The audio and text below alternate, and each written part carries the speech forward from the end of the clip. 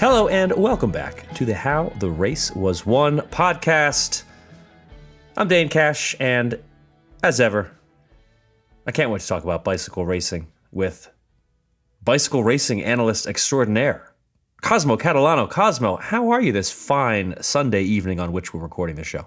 I'm good. I'm very tired. I just got back from my 20th college reunion. So wow. Yeah, how was that? It was fun. I saw a lot of people that I didn't realize I remembered, which was cool. That is good. A lot of like, oh, hey, I haven't seen you in 20 years. How are things? Yeah. Excellent. Did you have enough time amid all the festivities to watch a little bit of the Tour de Suisse? I did. In addition to the mountain bike World Cups that happened at Val di Sole. So you're a dedicated cycling media personality. That's I'm impressive. someone who needs more sleep, I think. I see. Okay. All right. That's how that's what it all filters down to. You can get that as soon as we're done talking. Let's see. Tour de Suisse, mostly talk Tour de Suisse. We'll talk a little bit of the women's Tour de Suisse, which as we are recording is still ongoing. So we can only say so much. And spoiler alert, the rider who wins a lot is winning a lot there. And yeah, that'll be the main focus here of our pod today. The Tour de France is looming, so obviously all the things we're going to be talking about the Tour de Suisse, we're going to try to view through that lens. Okay, so before we get to the show, there are two important things that I have to tell you about, and don't skip ahead because you won't want to not know this.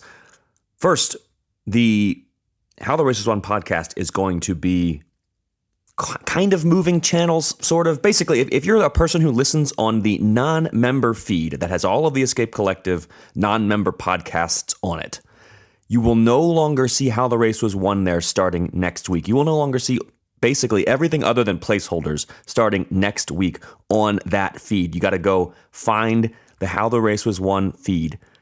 It's everywhere that you'll find feeds. But you need to know that you got to go do that. And also you got to find the feed for Real Talk, Geek Warning, all the other shows that you listen to. We're going to be moving the podcasts out of that main single feed for non-members. If you're listening to the members only feed, don't worry, that everything's still going to be there. But if you're a non-member, you're going to need to listen to each podcast in its own feed starting next week. So next week, you're going to wonder, if you did skip this, where How the Race Was Won went. Yeah, fortunately, if you listened, you'll know that it didn't go anywhere. It's just only in its own feed moving forward. So keep that in mind. If you want to listen to any of the other shows that are not placeholders, they're going to be on their own feeds starting next week. Also, the Tour de France is coming, and I want to take a quick moment to tell you to check out our Escape Collective fantasy game. If you're a bike racing nerd like me, or if you're not and you just like watching the tour, either way, it's a really fun thing to do. Pretty awesome way to augment your enjoyment of the Tour de France. It's pretty straightforward. All you do is you pick a rider for every stage, and you can only pick a rider one time throughout the race. You get points for how they perform, and then, see how you do. You can join mini leagues with your friends, which makes it all the more enjoyable because, competing for bragging rights is probably the most fun thing you can do. Yeah, head on over to escapecollective.com/fantasy. Check that out.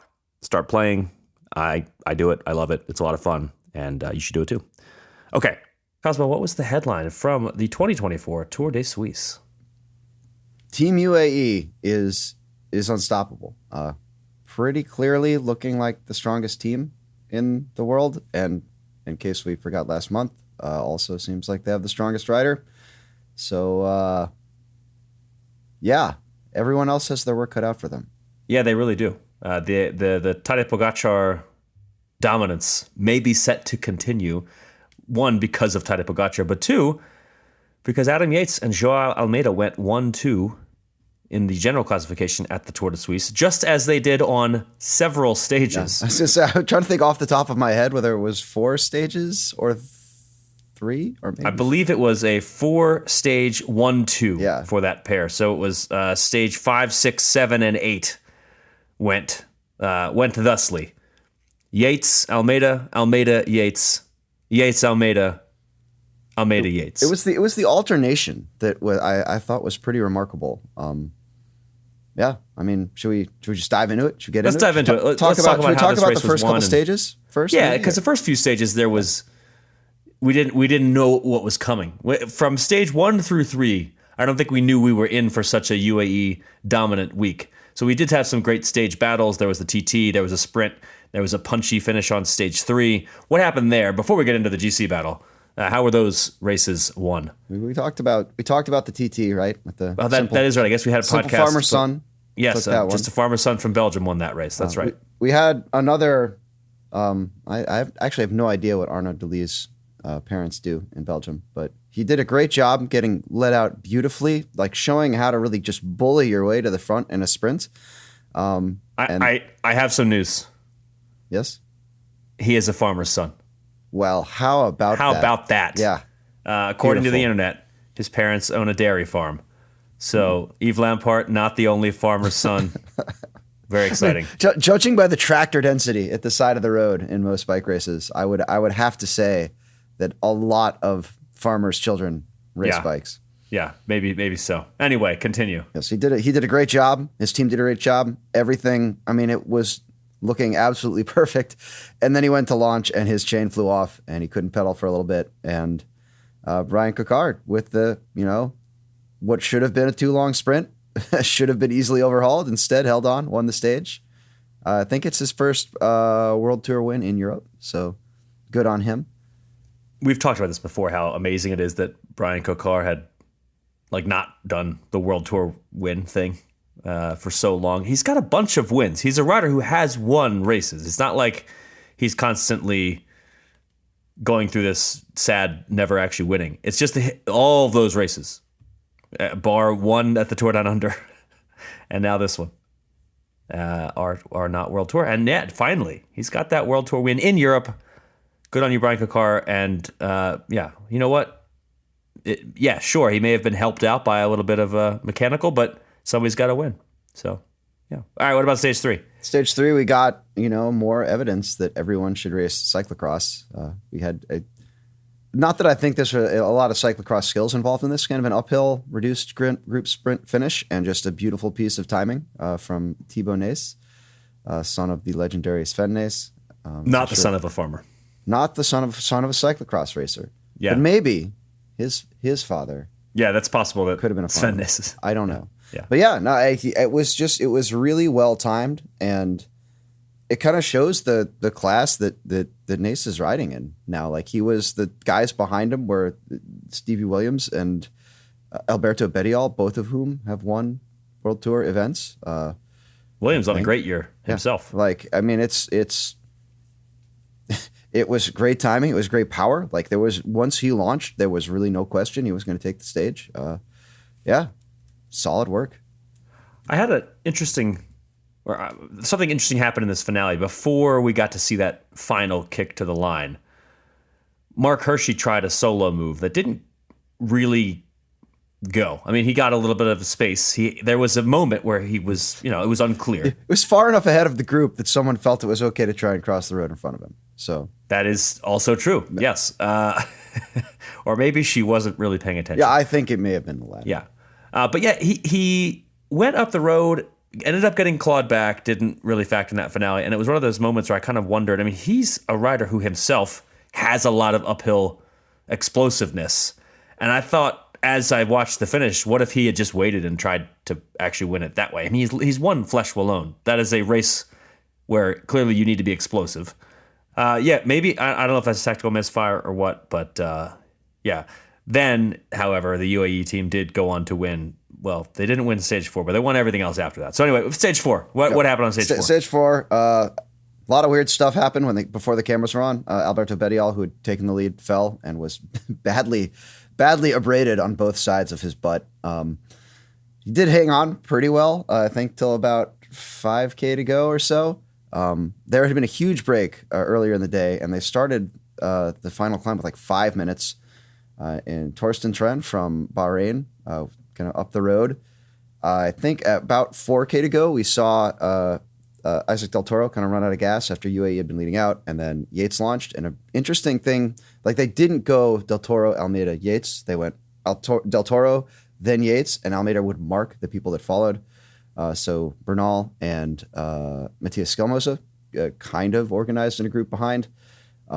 Yates came dangerously close to catching Trent. I think it was 23 seconds at the end, but Yates made a clear statement of being the strongest in the race, went into the GC lead by 26 seconds. Yeah, the GC battle already, even on stage, they didn't win the stage, but it was pretty clear that Yates was looking. Almeida was third, too. So they were sort of 1-2 from the peloton. Skelmoza pipped him for third, but yeah. Okay, well. It was 3. Oh, he was so third from the group. Yes, fourth over. Gotcha. In any case, we got a pretty good sense of what was coming with the GC battle there on that Gotthard Pass finish. All right, so stage 5. And then stage 6 and 7 also. I mean, very sort of a similar thing. Every one of these stages, it was like, I guess there was an exception that Ineos did try to set the tempo on one of these days. But in general, it was just I feel like there was a period in almost every stage where Ineos would get to the front, like they were setting something up, and then they would disappear.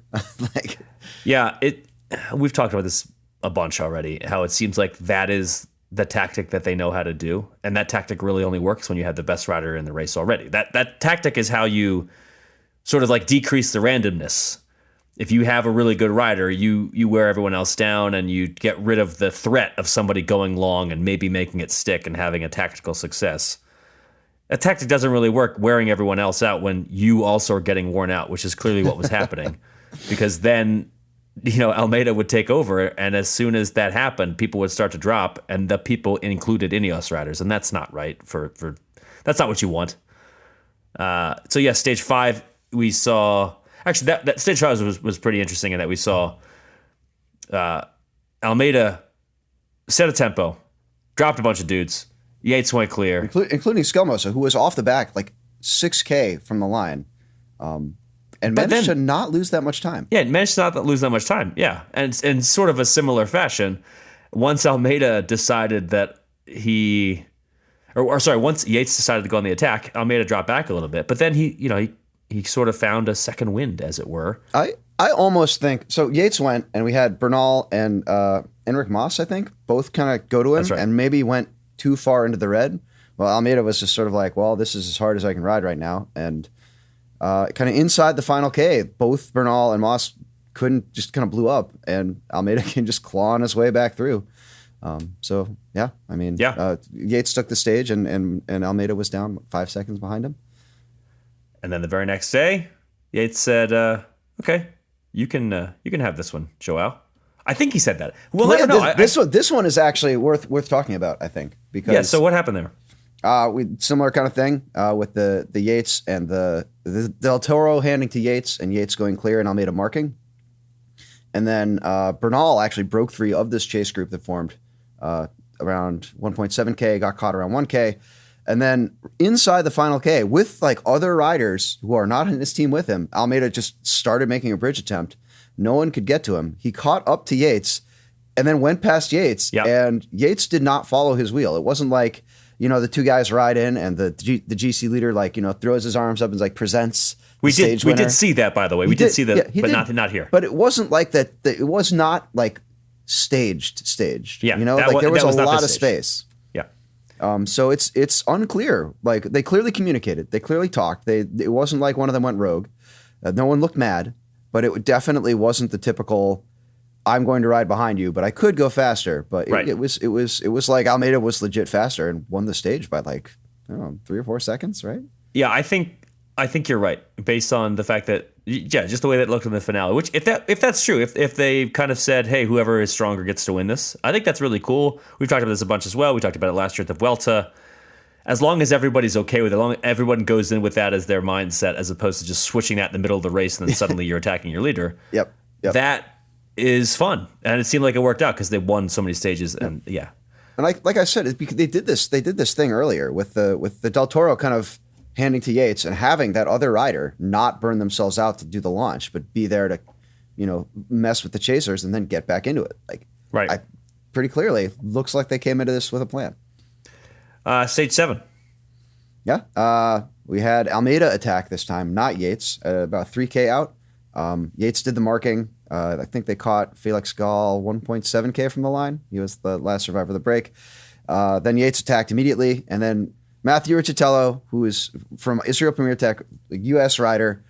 22 years old? Yeah, I mean, he if you've been watching the results, you would have seen him up there, kind of been like what's this guy doing third, fourth on the stage? But this was the first time you saw him at the front mixing it up. He couldn't follow, but it was still like pretty bright spotlight to kind of leap yourself right into. He was gaining time over Skelmosa in the Young Riders competition as he, tried to come up to Yates and Almeida. The last couple hundred meters of the race, Skelmosa really just put in a huge effort and dragged himself and several other riders almost to Richitello's wheel. But yeah, I mean, it was another Yates and then Almeida stage win. Yeah, this one did seem, this one was a little bit more of a yay team. Let's ride in together. Yates took the official win with Almeida right behind him, and they're pointing at each other. Yeah, yay, us. That was stage 7. And then stage 8, final time trial. We went into this, actually it was really interesting in that Almeida is known to be probably the better time trialist. Wasn't entirely clear whether Yates was going to be able to hold on to his lead in this final stage, because he's a decent time trialist, but he has never been a superstar time trialist.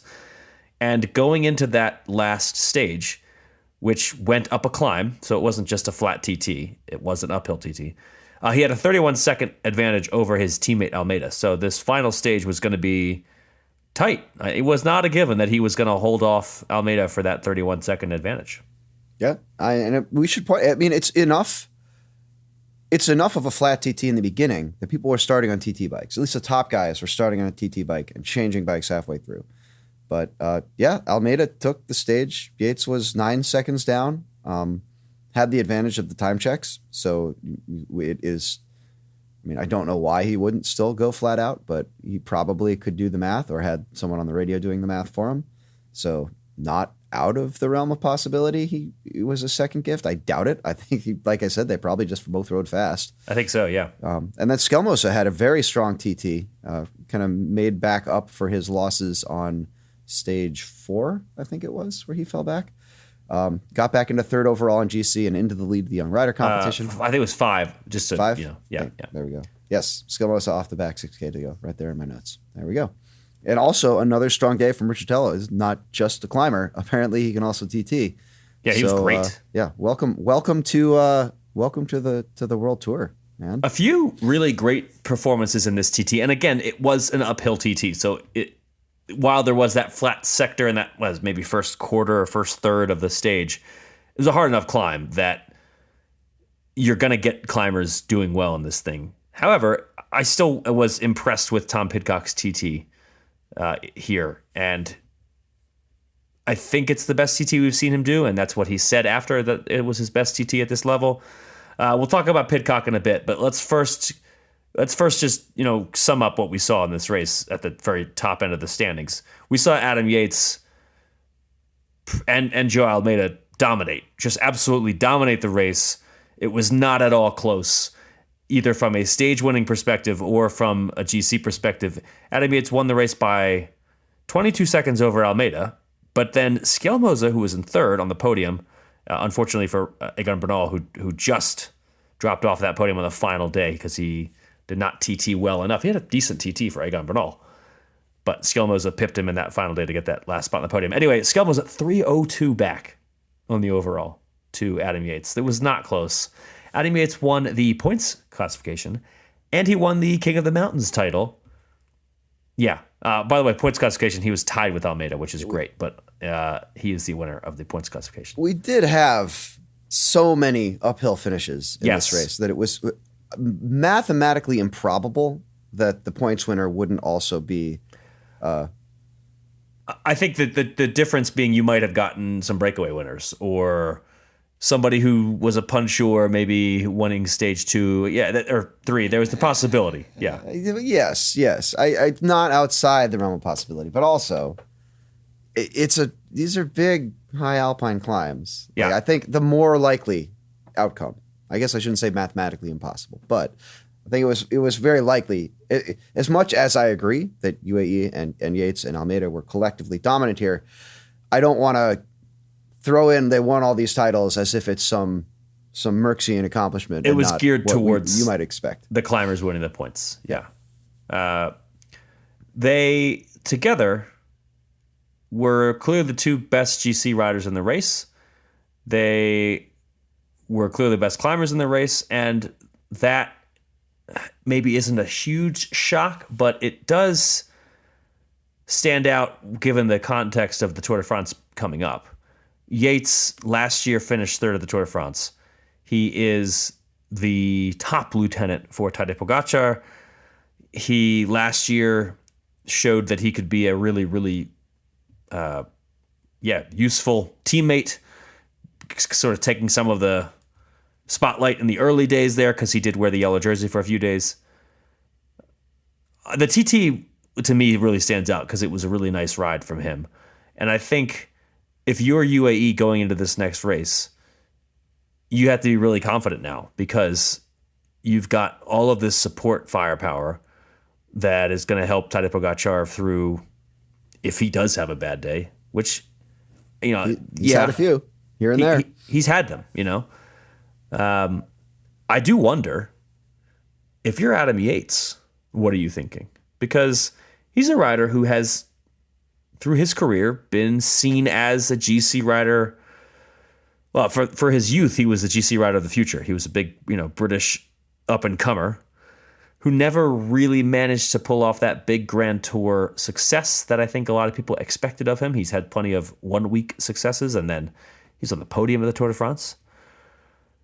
Everyone else in the world, I think, knows Tadej Pogačar is the clear leader of this team.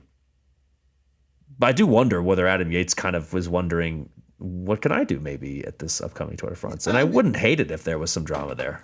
Yeah, I wouldn't anticipate drama. I don't know. It just seems, Adam Yates seems very well supported by the team in his role as not challenging Tadej Pogačar for the overall leadership, right? I mean, he had a great run at the beginning of the Tour last year. He's got all these one-week stage races he can come and rip to pieces. But I think he's also been around the block enough to know that, like, he's had more third-week collapses in Grand Tours than he has Grand Tour podiums. And he has one Grand Tour podium, so yes, absolutely. Yeah, I'm just saying, it's like you at a certain point where he is in his career, you know what you can do, you know what your body can do, you can still have a great tour. You can still have a tour podium. It's not inconceivable that something happens and he wins the Tour de France. But I don't think that something is going to be inter-team drama on UAE kind of ending in his favor. And they've done a nice job, I think, this team, really not having that. That's not something that Tadej Pogačar really has dealt much with in the way that some other teams have had to. I mean, Visma, for instance, has had that. We look at some other super teams. UAE's done a pretty good job balancing all that the talent that they have, and I think part of that is that they do clearly have this one guy who's so far head and shoulders above the rest. That probably helps. But yeah, I wonder if the personality helps too, because he is just a really affable, kind of funny dude. Exactly the word I was thinking. There is no backroom whispering about, oh, that's just his camera presence, he's really a dick. No one you don't says hear that. That's true. And I mean, not that people on Visma or any of the other teams are, but there's a certain Norse standoffishness that I think is just. One of my best friends is half Norwegian, and occasionally people are like, he could be a little standoffish, and I'm like, right? And it's just, I think there's a cultural tenseness that can kind of foster these things in teams where you don't have enough joking characters to kind of break it up. And when your leader is this savant clown prince of a rider, I think it diffuses a lot of that tension. That's a good way to describe the clown prince. I like that. All right, Adam Yates, dominant. João Almeida, the only other rider who could hold his wheel on some of these days, and his teammate as well. Clearly, UAE was the best team in the race, and they rode it perfectly in terms of the GC battle. At least, I think there's only so much we can say when they were that much better than everyone else. I would keep coming back to the way they were. It almost feels like it was practice for the Tour, right? Where you could imagine Almeida or another rider burning themselves out and then having Pogačar go and Yates there to kind of police what happens behind versus the burn everyone else off and the leader goes, that is the standard approach. Right. I mean, the first time I saw it, I was like, whoa, that was tricky. And then like seeing them do it throughout the race and so effectively, I was like, this is actually pretty cool. Like, yeah, I'm into this. Yeah. You know, if your leader is stronger than everyone else at 3.5K or 3K to go, they're probably stronger than them at 3.5K to go. Why crush your next top lieutenant, you know, getting them to 3K when they could be fresh and useful, messing up the chase. Yeah. And maybe even bridging across and taking two. Right. And then taking second. Yeah. All that prize money and UCI points. All right. They clearly did a great job all around. And the tactics were impressive, successful, obviously something that hopefully we'll see more of. It would be cool if this were a dress rehearsal for the way they decided to do the Tour de France. That's interesting. That would be an interesting talking point in 2 weeks' time. A team that I think maybe I do think we could criticize some of the way that they rode is Ineos, because I do, as we've said, I think we've seen them just not really know how else to operate. They want to go hit the front and try to drop people, and that doesn't necessarily work sometimes. And that actually basically never works for them recently. That's just not something that has been a successful tactic for them. The final result of this race, I think, is kind of a disappointment, because I feel like Egan Bernal, first of all, probably wanted to be on the podium. He lost the podium in the final day. And having finished at Catalunya on the podium, it's not as if Tour de Suisse would have been his first podium back since his crash.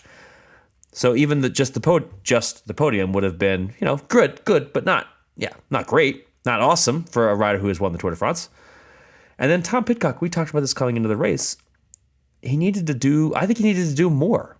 And, you know, sixth, it's not horrible, but I don't know, if you've got a team like they have, all this money, and doing this work that they did on some of these stages, trying to set the pace, trying to be the Sky train of old, I don't know that fourth and sixth is going to cut it.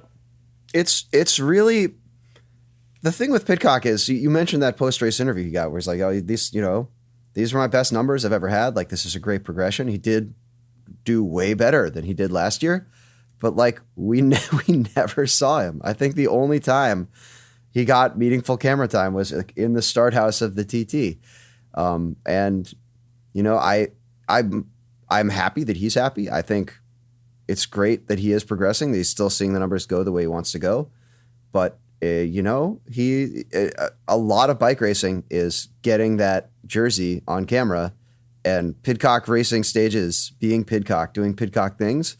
Like, there are people who don't watch bike racing, who will see a YouTube clip of Tom Pidcock descending like a madman and know nothing else about it other than the word Ineos Grenadiers is on his back. And like, that is where you add your sponsor value.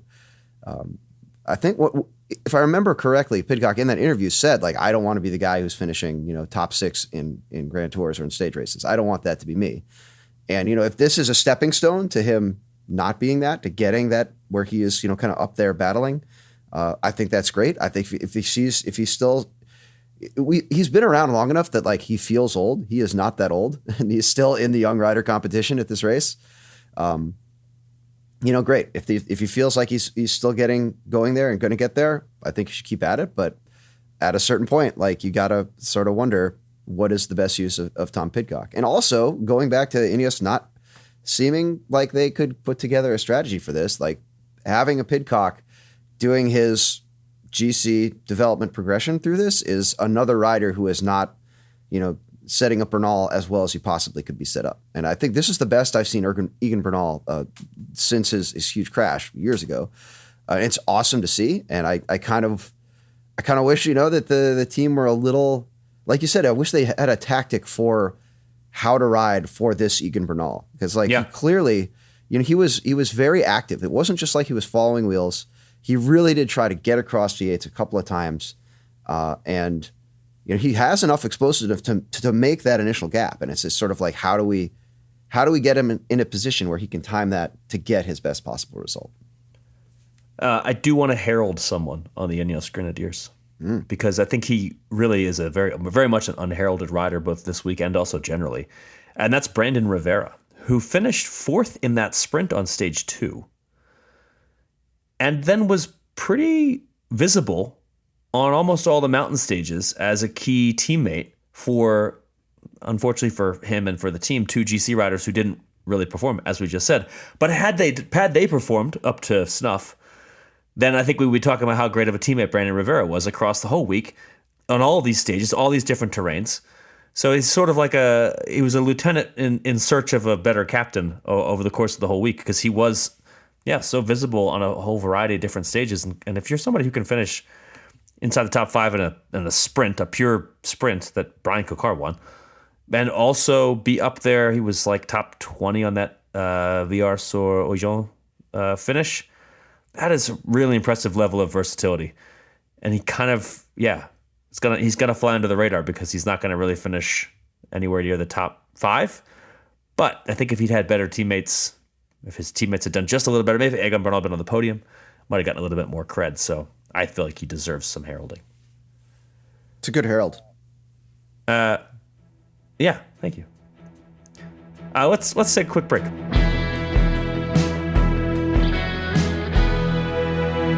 All right, let's before we move on from this, let's talk about Matthew Riccatello, the 22-year-old American.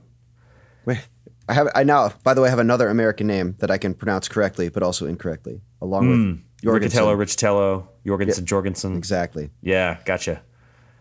He's a Tour de l'Avenir stage winner 2023, so he is a sort of known to be a star prospect. He raced for Hagen's Berman Action, which is one of the better, very, very good development maybe the best development team in recent memory. He's been with Israel Premier Tech since, I guess, 2023, so this is his second year with the team. He had a stagiaire bit there as well. And he clearly, as we saw over the course of the week, he's not just a really good climber. He is that. But to have finished 4th on that TT, which, albeit a climber TT, but that is a complete rider. And it is someone who, in a week-long race with the pressure of leading a World Tour team at the very young age of 22 years old, is clear. And he turned 22 in March, so he's relatively recently 22.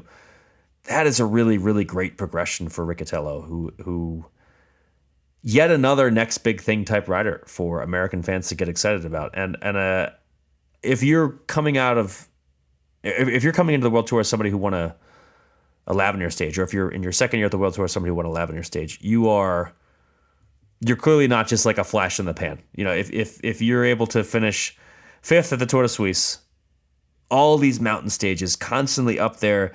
He didn't once have a horrible day. I mean, he was just consistently up there on these hard stages. I think for like a 22-year-old young rider, that is so impressive. I think you generally expect a rider like that to maybe crack a day or two here and there. They're just not used to riding 8 stages back to back at the World Tour level. I mean, this was a particularly burly way to finish a stage race too, because it was summit finish after summit finish after summit finish. Like this is legit. And it's first of all, it's really impressive for Riccatello himself, who is a rider that, given his TT abilities, he also, I mean, by the way, the stage that he won at the Tour de l'Avenir was a hill climb TT. So that is something that he clearly is good at. He's so promising, and I think you really can, if you're an American fan, you can be excited about Matthew Riccatello. This is someone who has a pretty bright future. And then his team, this is yet another big success for Israel Premier Tech this year. And this team has done really well in 2024 to kind of turn things around, because it had been a pretty rough stretch there. And they got relegated. Obviously, that's not what you want when you have tons of money rolling in and investing in your team to jump up to the World Tour level, which is what they did a few years back. And after, some frustrating years, and yet thanks to Stevie Williams, who we mentioned, and Riccatello, Corbin Strong's had a pretty good year. Yeah, they've got some things to be excited about. So I think the management over there is probably, they're probably just glad that they don't have only bad news, which is, it's a low bar. But I want to know, are things going good enough that we will see the headline, Chris Froome to Total Energy? Will that happen? I wonder. Yeah. I guess we'll see. He's still got 1 year left with that team. Yeah. Anything else come out of the Tour de Suisse for you that was of note? No, I mean, I feel like I say it every year, but it's just, of all the races, it seems to be the best organized for all the, ham-handed cliches about Swiss efficiency. It really does seem to be well put together. Not that, the rest of the races are chaos, but there seems to be a level of preparation that goes in that is just a little bit higher up. They had some snow up high on some of the roads. They had like kind of cobbled surfaces on some of them, and they were immaculate, clear, clean, no grit, no, there's like, I think there was a wet spot in one finish where snow was melting across the road. But yeah, just, it looks good on camera. It's probably pretty good to race. Yeah. Brandon Rivera and Tour de Suisse organizers are unheralded this week, I think, because I feel like we've talked about this a little bit as well. We talk a lot when we are displeased with organizers, so it's good to give them some credit when they do good. And yeah, year in, year out, they produce a good race, and there's constantly high mountain pass. I mean, the Gotthard Pass is like a legendary mountain pass. And yeah, to be able to do that with it, for things to go off without a hitch, good on them. All right, the men's race. Yeah, Yates, Almeida, Matthias Schelmoser. We didn't talk too much about Schelmoser, but it was an impressive and relatively consishad performance from Schelmoser. I thought it was really good, even though he won last year. Like he had a bad day, and he managed it really well, and he still came back and got on the podium. That's pretty good, I think.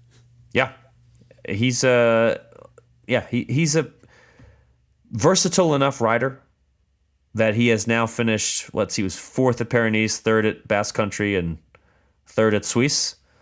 And yet, even with all that, I also think he's like a threat for the Olympic road race and really any kind of hilly one day. So, yeah, good on you, Matthias Schelmoser. And sorry we didn't talk about you too much this week, but that's it for the men's Tour de Suisse. Women's Tour de Suisse going on right now. We'll let Wheel Talk cover it mostly. But for the first two stages, a familiar name rose to the top. I mean, like literally, because it's like a climb on both days. Yeah, any big takeaways from those first two stages for you, where Demi Vollering was the winner on both occasions? My headline is Demi Vollering would like to remind you that she's the Tour de France favorite. Which it's a good headline because she hadn't raced since like a month ago. Yep. So it's a whole month without. And I mean, her winning. She's coming off a spring campaign where, by her standards, she kind of underperformed. Like last year she took the triple at the Ardennes. This year she didn't. She actually had some almost seemed like some mental lapses in finales, and she came ripping back like, "What's up? Remember me?" So Vuelta. She won the Vuelta. She won the Etzulia Women. She won the Vuelta a Burgos. And as of press time, when this show's going out, she's won the first two stages and has the lead at the Tour de Suisse. So even with her spring campaign being what it was, she has not faltered in the stage races, put it that way. Yeah. We'll see what happens with the rest of that race. And then the rest of the week, no World Tour racing. Because that's kind of what happens ahead of the Tour de France. I guess we got to get national titles, man. We got to figure out who's wearing the jerseys. That is true. At this coming weekend, there will be a constant flow of national champion news to come. If you're into that, get excited. Yeah, and then it'll be time for the Tour de France. So we will have to, I guess we'll just have to come up with some stuff to discuss next week, Cosmo. There's a mountain bike World Cup that's going to have Tom Pidcock in it. Tires wider than 33 millimeters. Mm-hmm. I don't know what that's all. I don't get it. So you're still there for cyclright, though, is what you're saying. I specifically created this rule in my head. That was right at the limit. Yeah. All right. Well, Cosmo, you could sleep now. Yes. Yeah. But before you do, I'm Dane Cash, and who are you? What was this? I'm Cosmo Catalano. And that was the How the Race Was Won podcast.